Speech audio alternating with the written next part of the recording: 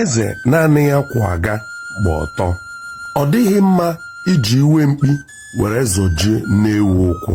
Ahịa lacha udele enwere ọdụ ahịa. Ewere iwe gbuo ọchụ, iwe laa ọchụ ka dịkwa. Aṅụrị nwata nwere ụbọchị o rujuru afọ ka o ji echeta akwa ọ ga-ebe ụbọchị agụụ na-agụ ya.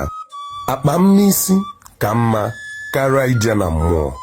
Ọ bụ otu chi ahụ malụ ugo nzu pịrị ọkụkọ ọnụ, ọ bụkwa ya wara nkịta eze.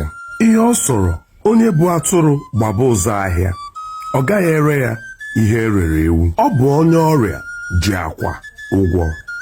Chichiri ugo ọzọ agaghị ekwe ka o chuo echuo. Nwata na-eti akụ na nkume anaghị ama n'ahụ na-afụ nkume ụfụ. Nwata tara anya ewu na-amali elu, ọ makwa na ọ bụ m tara ubi ya. Ọnụ nwoke kwesịrị isi nkwụ nkwụ, o sie ogiri ogiri, ị mara na aka nwaanyị dị ya. Ọ bụ okenye rachara ọkụ sịrị nwata tiwa ọkụ. Nkakwụ hụrụ egbe na-agba ọsọ, egbe okwego iburu ya. Enibe ehi n'ibe ụzọ, ofeke aghara ehi.